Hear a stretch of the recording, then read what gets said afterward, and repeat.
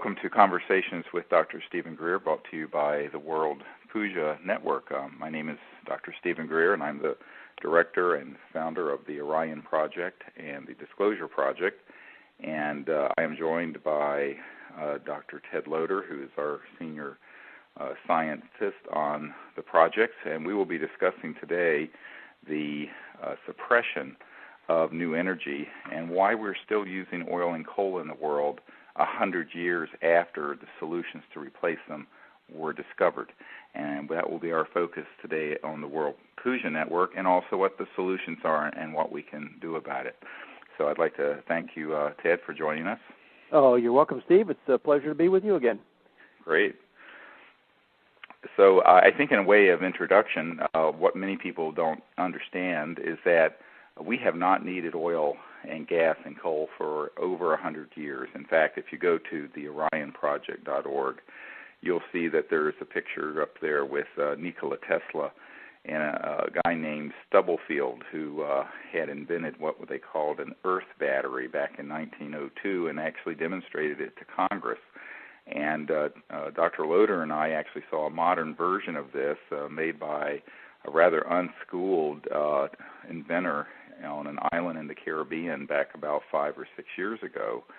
And what was astonishing is that when we saw this particular device, which through various intimidations and problems, this inventor never developed any further with to bring to the world, but we did go down and test this thing, and it basically had 6 stakes sitting in the ground and a wire coming from these stakes that were connected to a capacitor, and it was a homemade little sort of generator motor.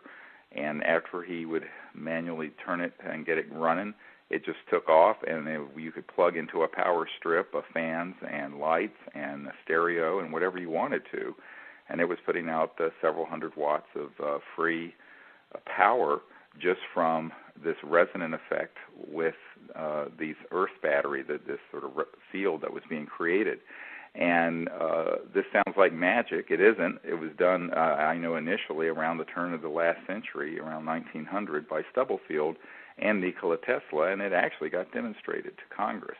Now you have to ask the question then, why are we still getting half of our electric energy from burning coal and causing global warming and destroying the environment and paying these high costs? And the reason has very little to do with what's technically possible. It has to do with the money and power that's behind a centralized power system. So those are the sort of issues we're going to talk about today. Excellent. Looking forward to it. Well, Steve, Dr. Greer, you've said these technologies have been suppressed. Why is there a suppression of these energy technologies? The question I often get from so many people talking about this is they want to know, well, gee, if you have a better energy technology, why wouldn't you want to bring it out? That's really the nut of the issue, isn't it? Why is there suppression of these energy technologies? Right, and the sort of easy answer that most people get to when they ask why would a big breakthrough like this be suppressed is that, oh, well, it has to do with all the money. But that's not really quite it. It misses it by sort of an order of magnitude, because what you're really talking about is something that J.P. Morgan was reported to have said to Nikola Tesla when Tesla had invented one of these free energy generators, and that is that he turned to Tesla and said, this isn't going to come out because we can't put a meter on it, and we can't therefore control it. And yes, that's partially a financial and moneyed interest, of course, but a larger part of it at this stage, when you're talking about a cabal, an interest group that has trillions of dollars already, it's not that they're for want of money. They have 747s with gold-plated everything and flying palaces or what have you. The issue really is how the world is run and who controls that. It's about geopolitical power, because if every home in America, but more importantly every home in India and China and Indonesia and South America had free energy from a device like we just described, say an earth battery or some solid-state electromagnetic generator like we have a team working on right now with the Orion Project.org, you would suddenly change the entire geopolitical climate so that those who are currently in the catbird seat, as it were, and calling the shots would have to put a seat at the geopolitical table for the rest of the world. And there's sort of a racist undertone to this, in my opinion. I think that many of the people who have had this sort of power really don't want to give it up, but also don't want to share it with parts of the world that up until now have been incredibly impoverished. You have, something like half of the world's population living on less than $2 a day.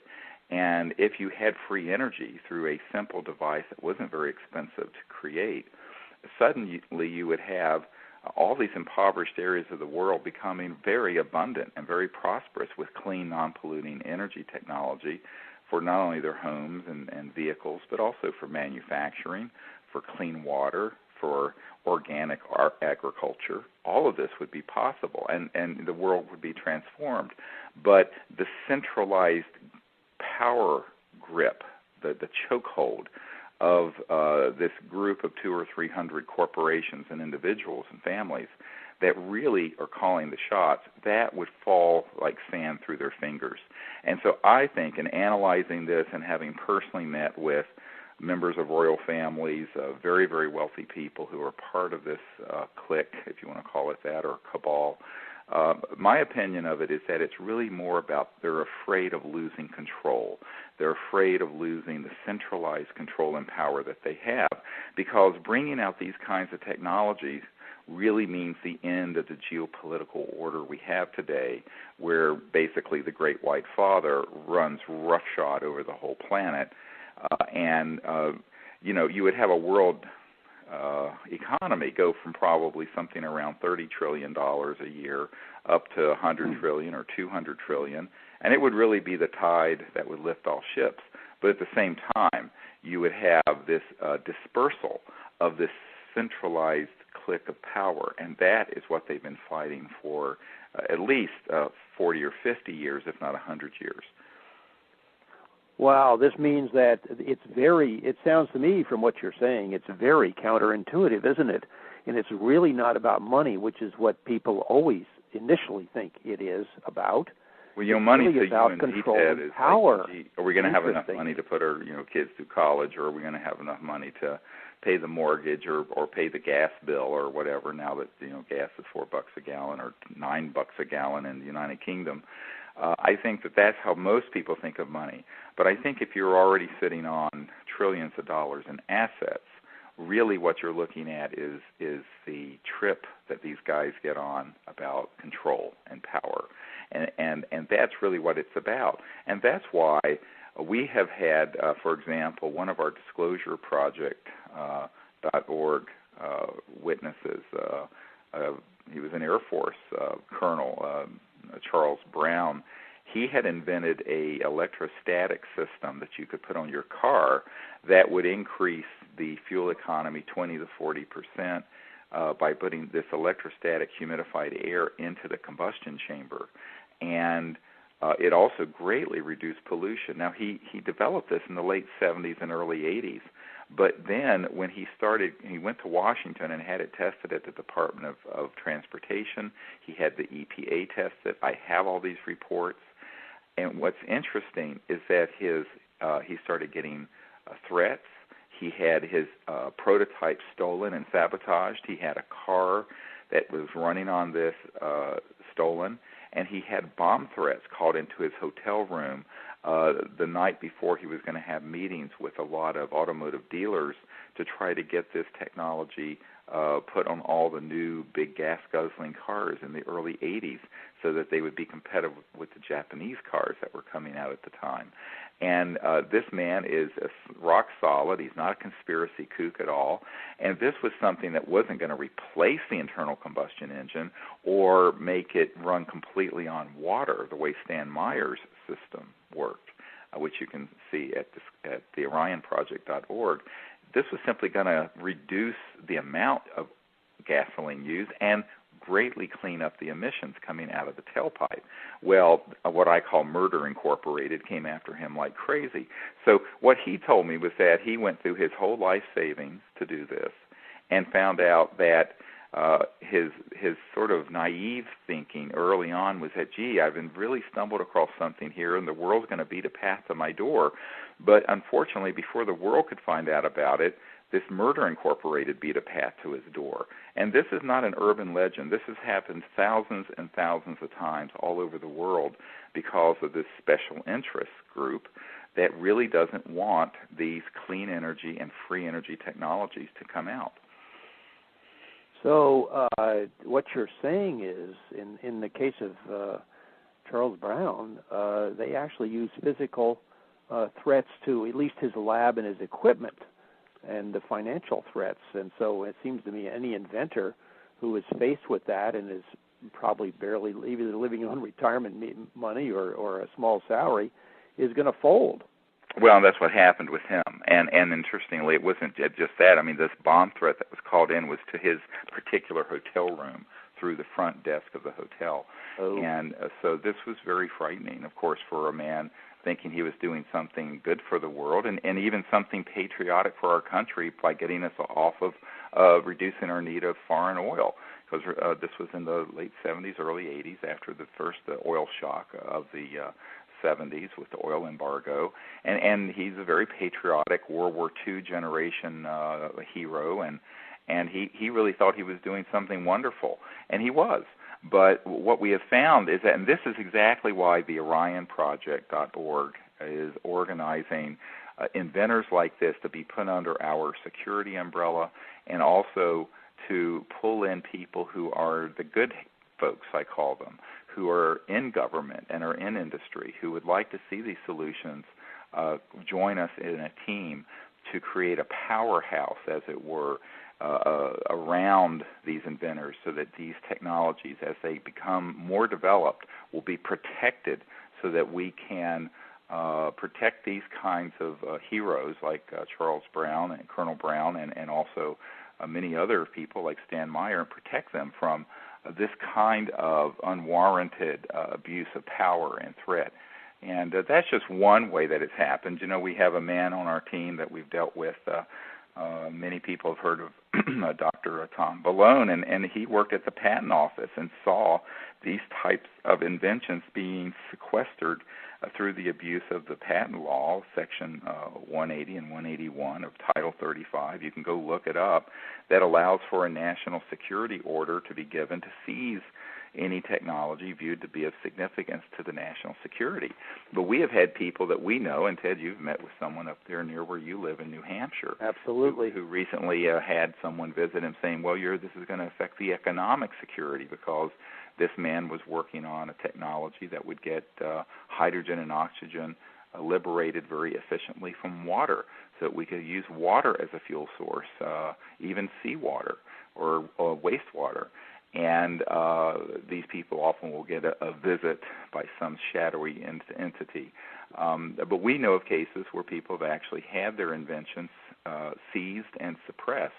So there's a very large system out there, and this is not an urban legend or some sort of theory that exists. And so the question is, what are we going to do about it, and how are we going to compensate for that? And that's where the expertise of the disclosureproject.org comes into place, where we were able to get 110 of these military and CIA and corporate witnesses to secret projects connected to UFOs to come forward and to do so safely and to do so in a protective manner.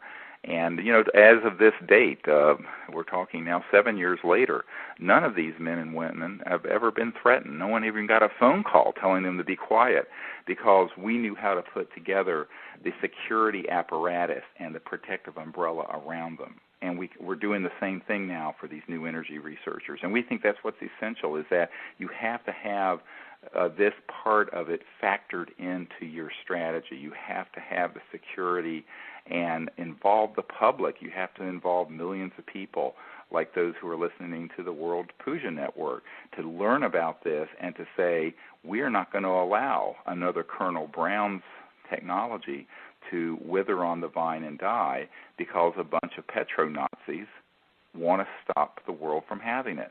And I think it's going to take a lot of people standing up and saying, enough is already. We want this technology out, and we want to fix the energy problem and create a sustainable civilization on this on this planet that isn't cannibalizing the planet in order to live in any kind of modern fashion. So once again, it's to the average person, this is counterintuitive, isn't it? About what's happening in terms of the suppression and techniques that are used. Normal people, as we said earlier, think that that government, quote, would want this information out and available to the people to solve our energy problem, which even our president has said we have, and yet we found these shadowy organizations, which it's very interesting. People very often call to say, well, the government is doing this, the government is doing that. Well, in some cases it is, but it's very often, as I understand it, select pieces of the government who work independently of the elected government to keep this stuff under wraps. And I read recently a long list of the various techniques that they have used, not only what they used, for example, with Charles Brown and the threats and what have you to his lab, but very often, I'll just run through a couple of these. Yeah, that'd be great. These categories of suppression that we've noticed and other people have told us about. Well, first of all, sometimes they'll just acquire the technology. A front company will come in, offer the inventor a large amount of money, and the inventor says, and promises to bring it out to the world to save the world, so to speak. And so the inventor sells, sort of thinking that indeed this company will bring it forward and help solve the energy problem. In reality, it's often just put on a black shelf or buried away. It's the Indiana Jones scenario, the first Indiana Jones movie, where the Ark was just put into a giant warehouse full of cardboard boxes, and that was the end of it. Same kind of thing. That's right. Well, we recently, I think about 2 months ago, had a very close friend, a senior member of Congress, call us up, and explain that this person had been at Oak Ridge Laboratories there in Tennessee in a secret facility that was literally just like the Indiana Jones movie, that was filled with these kinds of new energy inventions that had been confiscated or bought out and then were being held there and put on a shelf. And they were some of them were many, many decades old, and some were more recent. And again, this is a very serious person who is a close and intimate friend of a senior member of Congress who's a committee chairperson. And the kind of muscle and abuse of power that has gone into this is really breathtaking. And yet it's really a rogue and fringe element within the corporate and government complex, the sort of military-industrial corporate complex that is doing this, and they're doing it without the approval of the Congress or even the President of the United States. And yet no one seems to want to stand up to them because they have so much power and they tend to be so ruthless. As I understand it, there are people within the Defense Department and the military who are desperate to get their hands on some of these technologies because they've been shut out just like the general public has been, and yet we're losing men and women in Iraq and other places around the world because we don't have some of these technologies, which would make their jobs so much easier and so much potentially life-saving of both the native populations as well as our own military people. Well, yes, 3 or 4 months ago, I was at a meeting with several senior military people and a think tank that works very closely with the Joint Chiefs of Staff, and they are desperate to find these sort of technologies. And it's sort of surreal because then I will talk to someone who's a senior scientist at one of the most prestigious national laboratories in the Department of Defense, who will say, yes, we've built these things, but as soon as they get going, they get either confiscated or the funding is pulled because we're successful in getting something like this operational, including anti-gravity, so-called anti-gravity or electromagnetic gravitic systems. And yet you see other people who are sincerely hoping to find something like this. And so to say the left hand doesn't know what the right hand is doing is an understatement. In truth, the left hand doesn't know the right hand exists. And so what you're one saying of my jobs has been to provide this sort of information to the more enlightened and friendly leaders who are in Washington and in the Department of Defense, and say, look, this is this kind of chicanery going on, and this is what's possible, but you're going to have to be prepared to do some really heavy lifting and stand up to some enormously entrenched, powerful groups in order to make this change happen.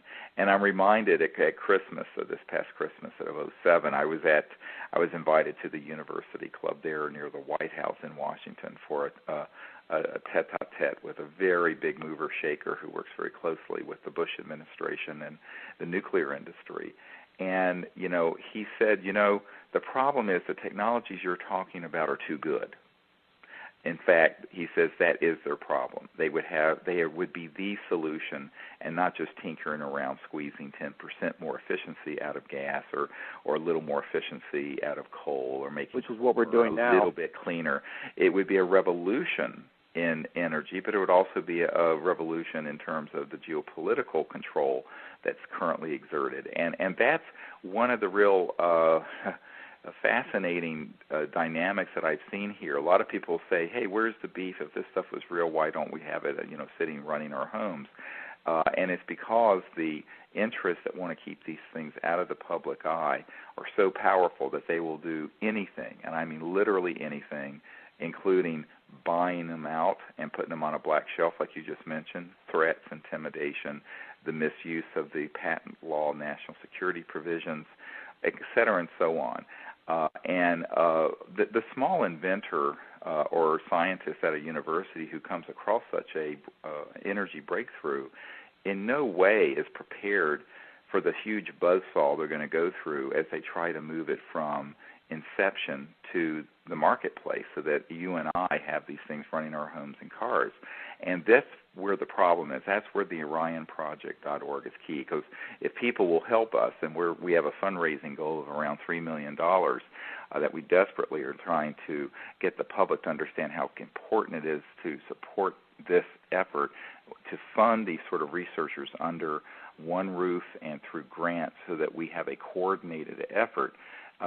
That is so key, because right now we have found that so many of these inventors have worked as lone wolves, and they are very vulnerable to being picked off one at a time. But you know what? In numbers, there's power, and in unity, there's power. And if it's the old united we stand, divided we fall. If we can combine the resources of the public financially to support this research through the OrionProject.org, and then put this umbrella of protection and strategic connections that we've developed over the last 15 years around their breakthroughs, and also coordinate their research so that the insights of one inventor begin to really fertilize and cross-fertilize the breakthroughs of another, I think we're going to see some real magic happen very quickly. But that kind of thing has never happened. In 100 years, what has happened is that these breakthroughs happen, they begin to surface, and then they're decapitated or suppressed.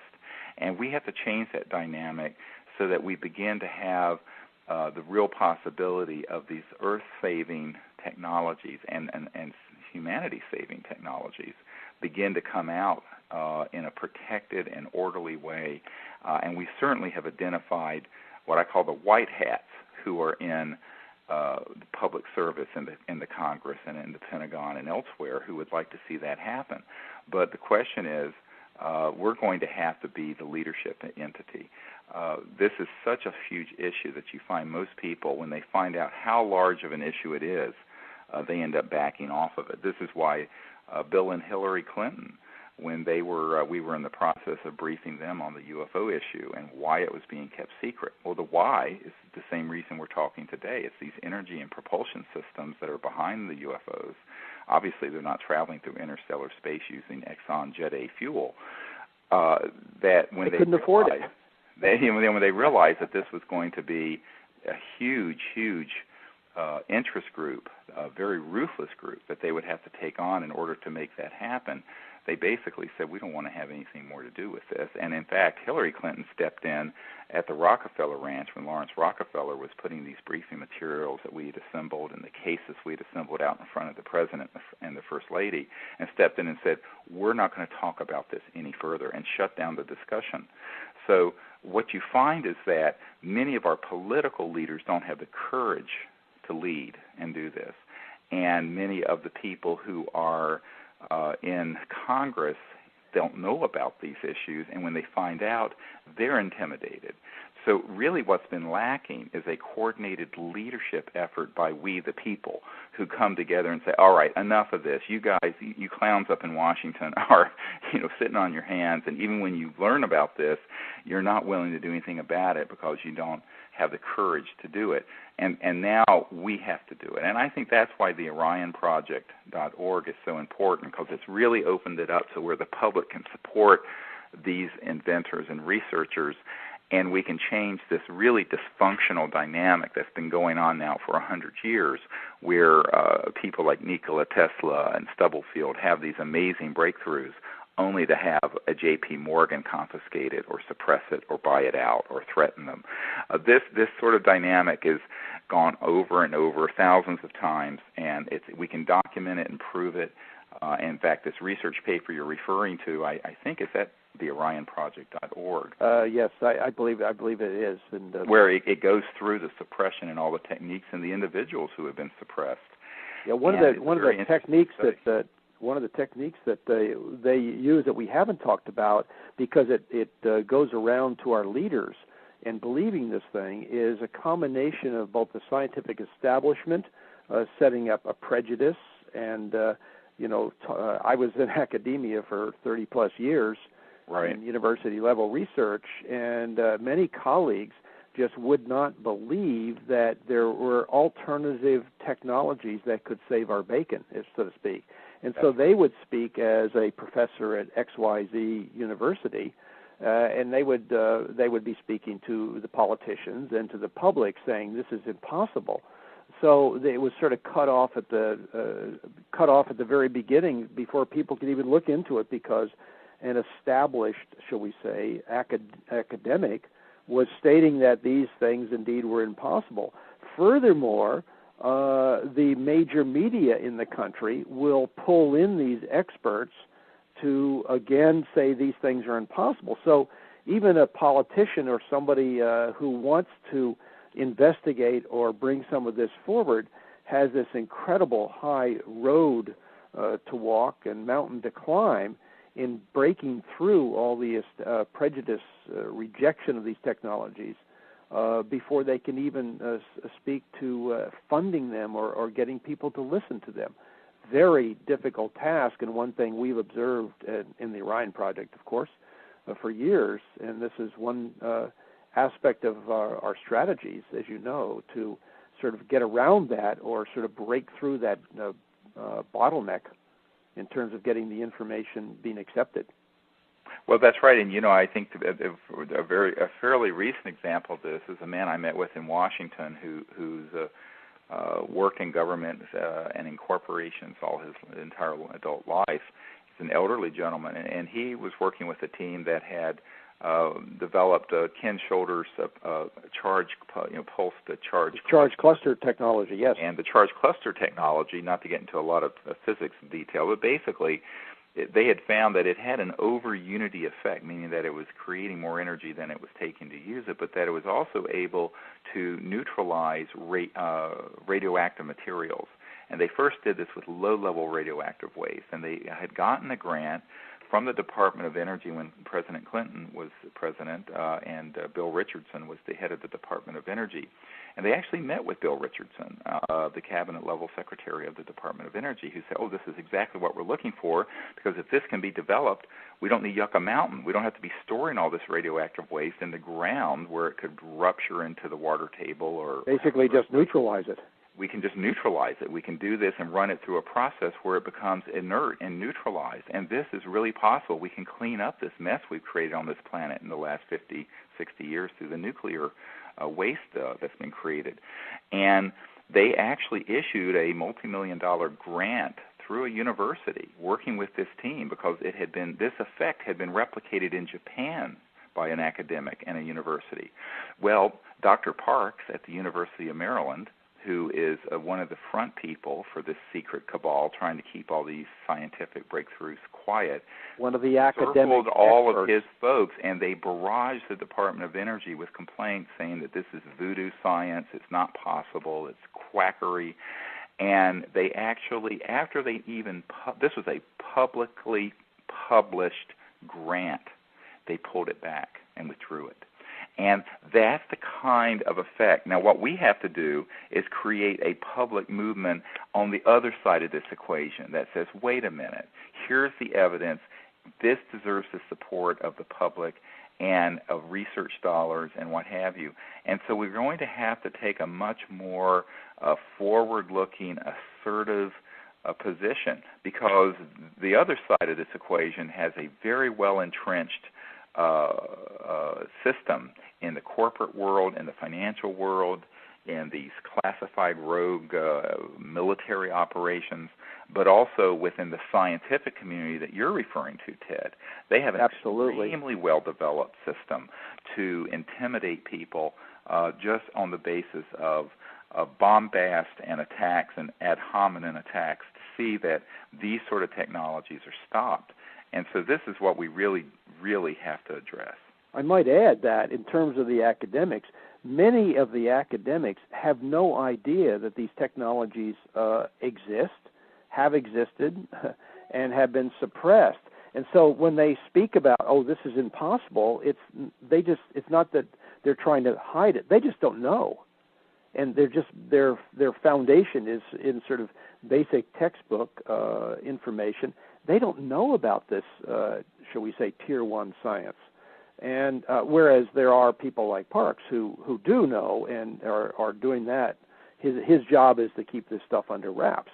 Right. But there's so many scientists that I ran into who were good scientists in a traditional sense, but really had no comprehension of these alternate technologies that could save our bacon.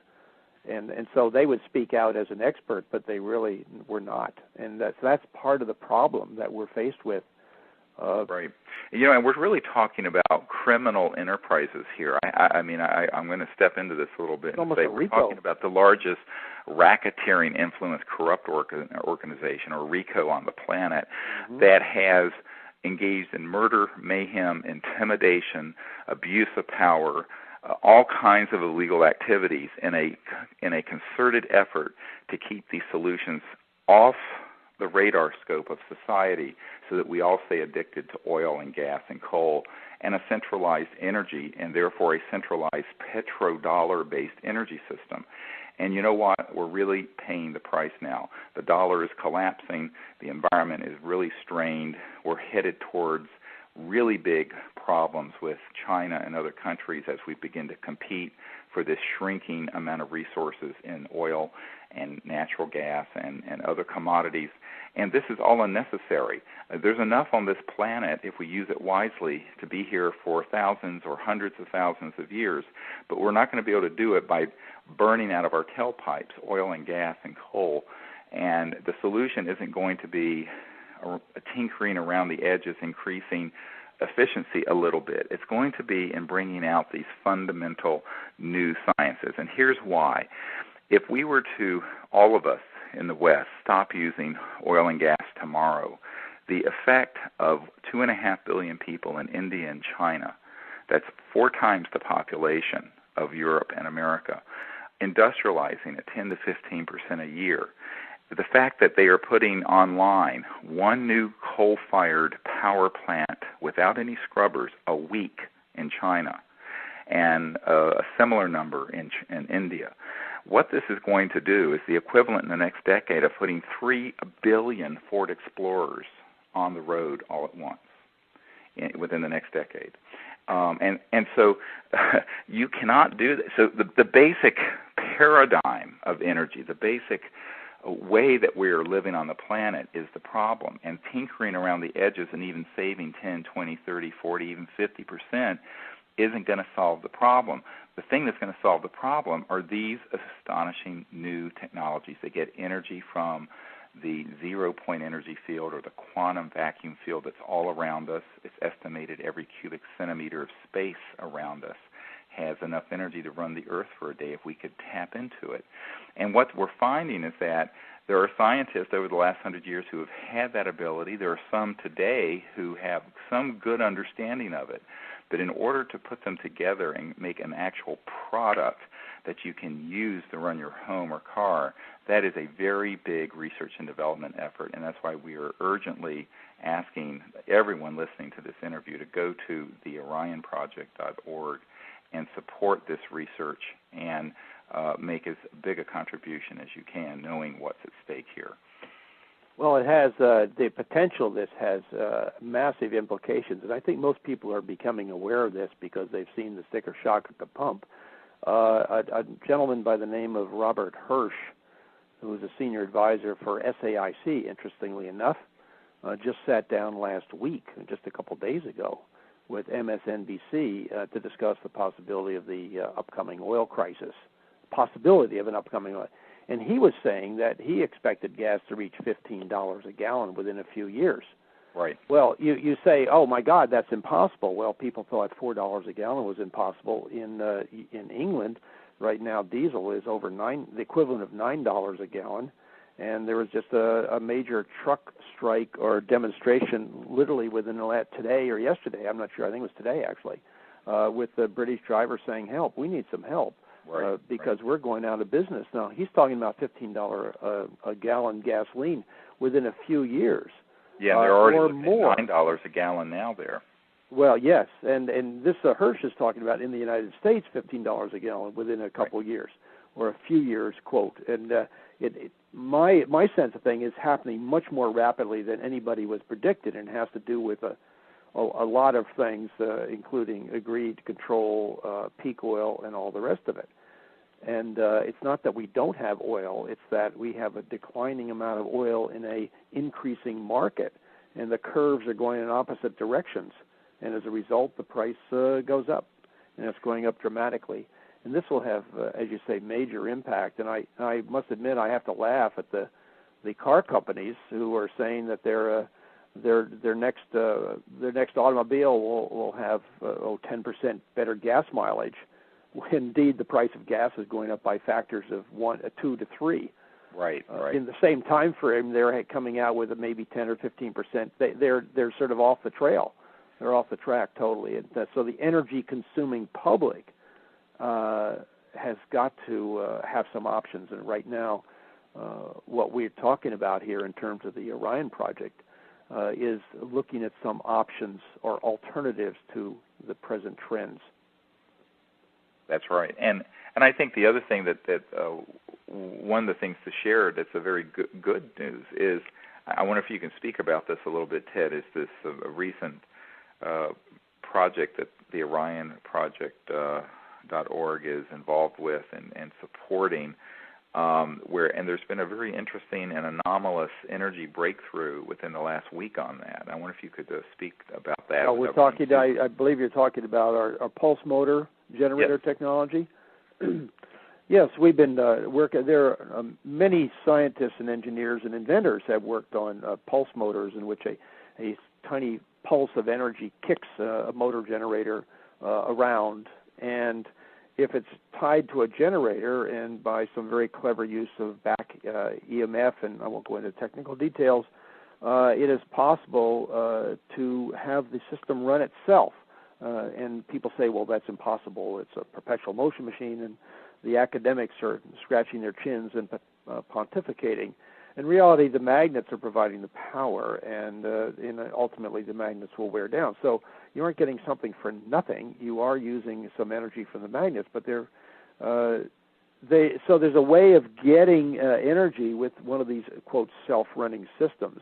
And we're working with a team right now that has been working on one of these systems for a while, and just this past week they had a situation in which they disconnected the battery that was in terms of charging, providing the pulses, and the motor sped up instead of slowing down. So there's some effects there that are exactly what they're looking for, But it's a research project, and it's going to be a while as they kind of go back and reprove it, redemonstrate it, reproduce it, and then move on to the next step of extracting excess energy from that process. So this is the kind of thing we're working on with the Orion Project, but it takes us basically slow, methodical, careful work by a team of engineers, in this case, both a mechanical engineer who knows mechanics extremely well and design stuff, and then an electronics person who can work on the electronics aspects. So one of the goals of the Orion Project is to bring in disparate experts with their own set of knowledge so they can work with others to sort of build more than an individual could do. There's a synergistic effect of having these people work together. Right, and let me exciting point out, so it makes it very real to the audience listening. One of these scientists and inventors is in Kentucky, and one is in New Hampshire or New England, and we're having to sort of fly the one to the other on a periodic basis because that's all we have the funding for. And if we had here near the University of Virginia in Charlottesville a facility, a permanent facility, properly equipped laboratory and fabricating equipment and the right oscilloscopes and what have you, where we could have a permanent core of 10 or 12 scientists and inventors working all the time and being able to share on a real-time basis their discoveries and findings and problem solving and problem shooting, we could collapse time frames and make it happen so much more quickly. But you can't do that without some kind of research and development funding. And all we're asking for is around $3 million in R&D funds to be able to do this for something that's really the most exciting technology and energy breakthrough sciences on the planet today. And this is why we're asking people to go to the orionproject.org, see what we're doing, and realize that this is not a pipe dream. These technologies exist and have existed, and in order to get them into the kind of state where they could actually run your home or run your car is a serious R&D project. You know, Chrysler spent something like $3 billion to just redesign the silly minivan. $3 billion in research funds. We're asking for $3 million, 1/1,000th of that amount, to come out with these fundamental new sciences and technologies that could transform the planet. And so we ask people to consider how they can help us and to let everyone they know. If everyone listening to this interview let 10 people in their network of friends and family know about the orionproject.org, we could raise these funds this summer and open this facility and really begin to take off with these technologies getting developed. Absolutely, and just watching the two of these scientists getting together and spending 4 or 5 days together. I mean, the excitement of each one brought their expertise to the same location. And they spent, in fact, one of them was telling me, he said, in 5 days we put in 100 man-hours of discussion and experiments and measuring things. And so it's sort of a major leap forward, whereas an individual who doesn't know the half of the technology or doesn't understand it or hasn't studied it really is floundering without an expert by his side. And in this case, we provided the expert, and we're very excited about this because it's basically using our model of bringing in experts in a given area together to build a team that's much greater than the individuals in there. As I said, the synergistic effect of having the expert. And our model for the Orion Project is to do that. And well, that's right. And, Colonel Brown, who had developed this, what he called a thunderstorm in a bottle, where he created this electrostatic charge in humidified air that caused this increase, this jump in efficiency of the internal combustion engine back some 25 years ago.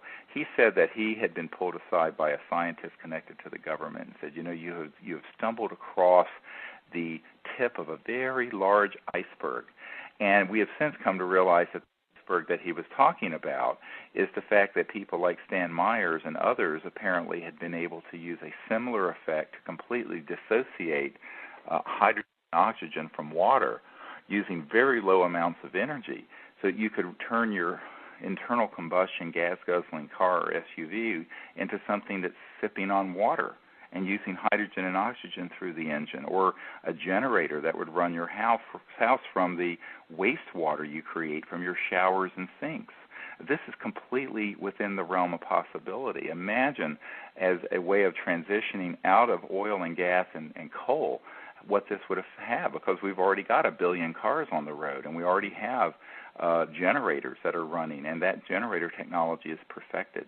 And so these are technologies that we're also wanting to support. There's a man named Bob Boyce who has worked for years on this, and many feel he is someone who is very close to a big breakthrough, and we're investigating that his ability to take hydrogen and oxygen liberated from water to begin to run motors in cars, and to basically move forward the work that Stan Meyer, who passed away about 12 years ago, had done.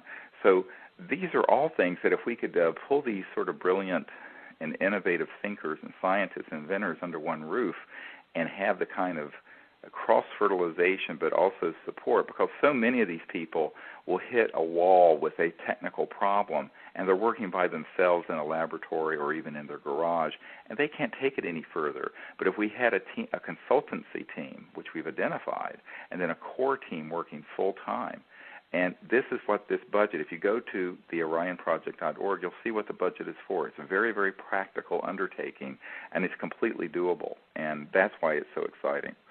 You know, it's very interesting. The two technologies that we've just talked about, in reality, are kind of a transition technology.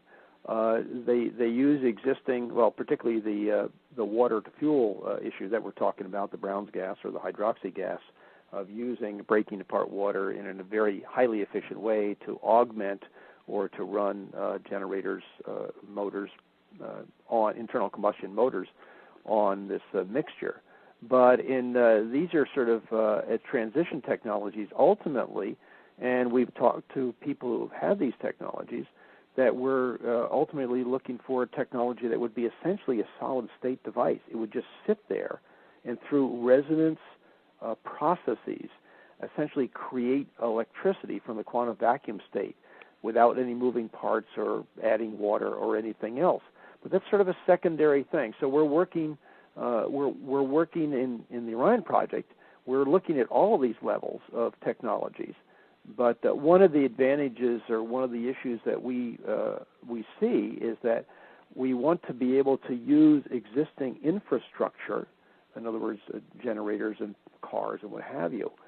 We want to be able to use that because actually replacing all these infrastructure, such as all the automobiles in the country, would take 10 to 20 years at our present, or 10 to 15 years at our present production rate. Well, we need something that can utilize this infrastructure as these super alternate technologies come online. Well, what we want to do is do both things simultaneously, and this is something that a lot of people haven't really thought about. It's at the same time that we're creating a clean usage of the existing paradigm of internal combustion engines using things like this water-to-fuel system. We want to be creating these solid-state free energy resonance devices that eventually will be the power plant in your car and in your home to replace them. And we need to do both at the same time, because I think you're quite correct that if you have a perfected system sitting on your coffee table right now that would generate enough energy to run your home, to get that out to 6 billion people on the planet, or 6.5 billion people on the planet, or even to the 120 million homes in America, it's such an enormous undertaking that isn't going to happen in 2 or 3 years. It's going to be a 10 to 20 year environmental Marshall Plan, I call it. It's a huge undertaking that will have to involve private sector, public sector, philanthropists, everybody. But to get to the point where we can even entertain that, we've got to get this research and development stabilized and protected, and also optimized by bringing these brilliant men and women together that we've met all over the world who understand these scientists and who could help develop a really robust system that would be putting out this kind of energy, or that would be perfected so that you could have a generator that would run your car or run the energy for your house from water, from the hydrogen and oxygen that's in H2O. And I think this is something that can happen and must happen. The question is, how is it going to happen? Many people have asked me, well, why don't you go ask Bill Gates for the funds? Or why don't you? And I said, I have met with more billionaires than you can shake a stick at. And they didn't get to be billionaires by being all that stupid. They don't want to shake up the system. And I remember there's a man who has 5 private jets and who has a personal income of $750 million a year. And Ted, you know who I'm talking about. Yes, I do. And we met with him. And this is an elderly gentleman, and he was very supportive of what we wanted to do. He actually helped provide some funding for the Disclosure Project. But when I asked him to put funding into these energy projects, he looked horrified and said, no, it's too dangerous, I won't do it. And then he told me this story, how he had known one of the senior executives of General Motors back in the 1960s, who told him that they had, sitting on a black shelf, a technology that would enable all the GM cars and trucks to use zero gasoline, and that this particular GM executive thought it was time to bring those out. Now, this was 40 years ago. He said 2 weeks later, this man was found dead of a, quote, apparent suicide, but he knew that it was not a suicide. The guy was not at all suicidal, that he had been killed and made to look like a suicide. So, this guy who is extremely connected up, I've been at his home. He has some pictures of him, on yachts with Ronald Reagan and the who's who of the world.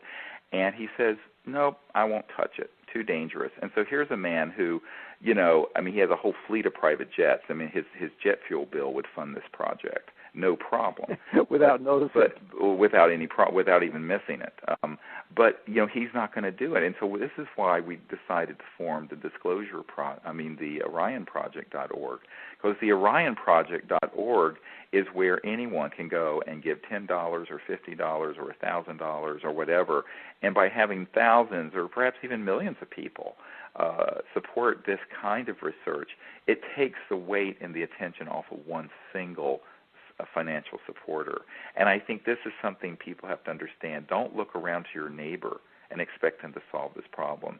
We, working together in this state of consciousness and with the intent of creating a peaceful and sustainable world in the future, we can do this. This is what we can do.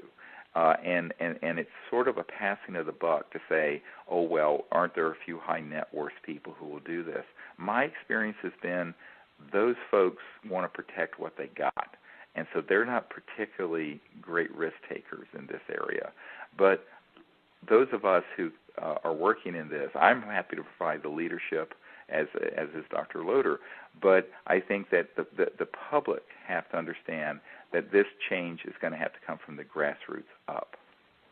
Right, and as it does, and people, once, as I see it, once we have a breakthrough with a technology and people say, oh my gosh, there are some alternative ways to do things which are non-polluting, whatever, it'll be a waterfall and avalanche of right. these technologies, and we can sort of get off our present direction, which is not very good. Interestingly enough, Arthur Clarke, who just died recently, was talking about free energy many years ago, and he said it goes, the whole concept of what we're talking about goes through 4 stages of reaction, and to quote him, he said, the first stage is people say, well, it's nonsense, it can't be possible. And then when they sort of say it might be possible, they say it's not important. And then they say, oh, well, it was a good idea. And then finally the scientists will say, well, I thought of it first. So right. Sort of a humorous I invented the internet and all that sort of thing, right? Exactly. So there's an interesting set of stages, and when we're really at the first and second stage of these technologies, where many scientists are saying it's nonsense, there's no possibility for any of this, or it's not important. That's and right. We really need to get to the point where people said they think it's a good idea, and it can start actually giving people hope for change in the future. That's right. Well, and I think we are at the stage where we have seen enough. We know that this is absolutely feasible. This is not, an impractical pipe dream. However, to get it from the stage where we have seen people develop this to something that's actually going to run your house or your car is really quite a large undertaking of R&D. And the only reason we are confident we could do it with this $3 million in funding from the public is that there are 50 years of to 100 years of research that we have uncovered that could be brought to bear to, as it were, capitalize it. And so we're standing on the shoulders of those who've gone before us, and we've done our homework.